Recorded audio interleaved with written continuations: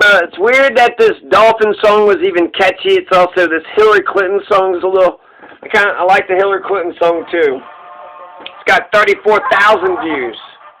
Paper, yeah. Paper. Yeah, I know that. Running to the picture here, looking like I'm spreading. I'm doing diplomacy out in Great Britain. I'm in D.C. Good work at the Whitney. I'm Hillary Clinton. I'm Hillary Clinton. Running to the picture here, looking like I'm spreading. I'm doing diplomacy out in Great Britain. I'm in D.C. Good work at the Whitney. I'm Hillary Clinton. I'm Hillary Clinton. Yeah, you know it's me instead of Free Clinton. No, I got that swag. I'm not no Richard Nixon. Throw a peace sign out the private jet. Came in Air Force One looking like a vet. Shout out to the best stars in our breath. I'm Hillary Clinton since I got the snack. Done paper, GC, y'all about to wizard. Hillary Clinton fans stupid like my figure. Wow, not no Monica Lewinsky. Everything, all these roads look expensive. Where you come from, Mountain Idaho. Shout out Chelsea though. I'm Hillary with Whoa. Riding through DC with my world. It's a service to my back show. Wrote a book in 94. She making good clap. Wrote a book in 94. PC just looking like I'm sweating. I'm doing diplomacy out in Great Britain. I'm in D.C. at the Wizards. I'm Hillary Clinton. I'm Hillary Clinton. I have no idea what that song means. But that's how I'm going to introduce critical race theory. So critical race theory, this is a theory about race, and it's critical. There's a whole bunch of definitions about critical race theory. This one's mine, or at least this is the one that I'm going to use for the diatribe. This is one that I'm going to use for the diatribe that I am spitting out right now. Okay? So, critical race theory, this is the one I'm going to use. This is my polemic, the myriad, this plethora of brain droppings. White America! White America, you've been racist for a really fucking long time. You got rid of slavery, so good job. You got integrated, good job, fantastic. But you know there's still institutional racism. So white America, you've been racist for a long-ass time. You made some strides, there's still institutional racism. So to defeat institutional racism, you got to pass reparations. You got to pass reparations. Critical race theory. There you go. Okay, also, put some spices on your turkey. Some garlic or pepper or salt. Jesus Christ. Add some flavor to your lives, white America. Some potato toppers on your potatoes, you bland potato white bread. U.S. history is racist. You can't get away from the racism that is embedded in U.S. history. It's good to empathize. It's good to put yourself in the other people, other people's shoes. Jesus Christ. How are you going to get away from history? What, you're going to pretend that, what, slavery? What, Native American? What, slavery? What, here? In America? Slavery? No. What triangular trade? What Native American genocide? What built the entire foundation of the United States of America on the backs of black folks are you talking about? What are you saying? It's good to put yourself in the position of other people. U.S. history is, it's everybody, right? It's a black man, white man, red man, yellow man, it's men and it's women. So to be able to put yourself in the position of other people, that's how you can understand other people. You can try. You may never know their exact experience, but you can. I think empathy is a good thing. Empathy is a gift. Maniac McGee, come on. So, just empathize. Empathize. White America, slavery was, that was pretty fucked up. Getting kidnapped, right? Imagine that. Getting kidnapped, getting dragged in the jungle, thrown on the ship, shackled to the bottom of this, just to be a slave to some fucking shithead in Georgia. Some abusive fucking, white piece of shit in Georgia. And that's one of America's 2 original sins. So the other one's the Native American genocide. So that's racist as fuck. And then the slavery, racist as fuck. That's the very beginning of American history. Okay. White America, you need a black power revolution yourselves. You need an awakening and a discovery of yourselves. You're a bunch of bland white fucking potatoes, a pile of bland white bread fucking conformist fucks. I'm 11% black, and that's led me on a journey. Now I know that I got 8 great-grandparents. And when I grew up, I had none. So roots and wings, that's the gift that we can give to the next generation. Roots, that's the gift we have to give to the next generation. Roots and wings.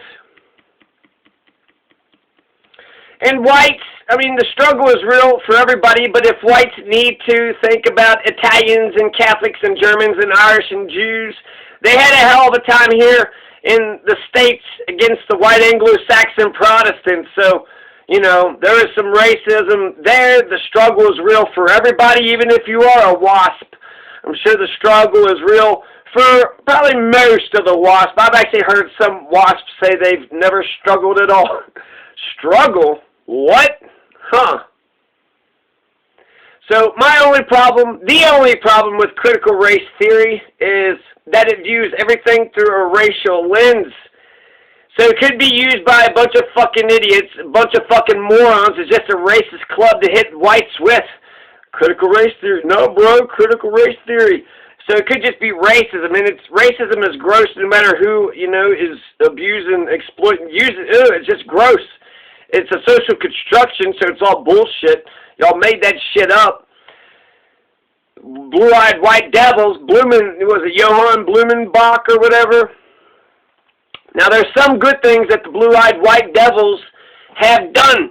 The blue-eyed white devils, let's see, running water, the Romans had the aqueducts, the Spanish had the canals, you got all these buildings, skyscrapers, rockets, ships, iPhones, iPads, all them scientists and inventors, laptops, internet, Tesla, Einstein, automobile, radio, TV, microwaves, we landed on the moon, democracy, existentialism, pragmatism, the Enlightenment, revolution, the Great Awakening, E equals MC squared. There's a couple things there that's worth keeping. And I like the idea of, not that, you know, the black invented or white invented, but ultimately from here, where we're at now, after we get reparations, let's get the reparations passed. But then, you know, from there on out, we live in a meritocracy. Give credit where credit is due, right? Women have invented stuff. Black people have invented stuff. I said white they didn't do it all, right? So white didn't do it all. If anything, white had an extra advantage, being either, you know, whatever, the first ones in history to figure out how to ride a horse or shoot a gun. So I like the idea of post-reparations, that we live in a meritocracy, because we're all the same, right? We're all the same. We all bleed red. We're all Homo sapiens. And so ultimately, if you invented the thing, then you get the credit. If you run the fastest, then you're the fastest runner.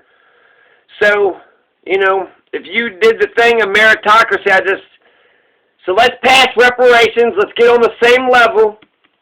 And since I am 11% black, I do get 11% of whatever check black folks get. So that'd be nice. Just, you need, hey America, white America, you need to give black folks $1 million apiece, at least $1 million.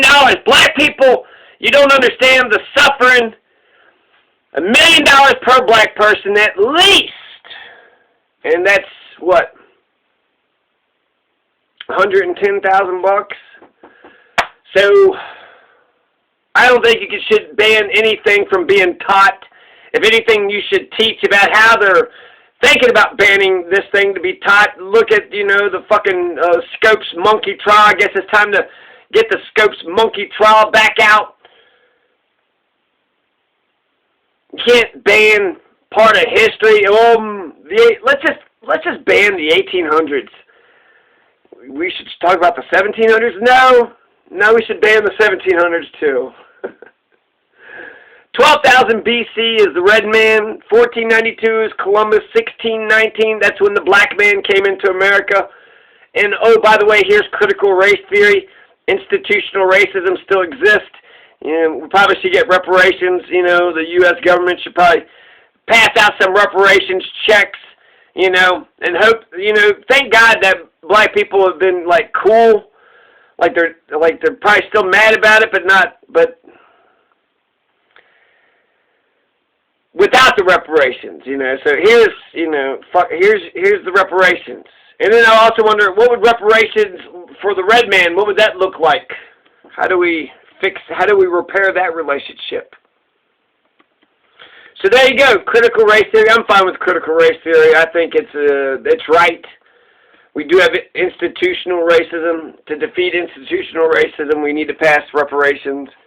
And also wonder too, because compare reparations to universal basic income.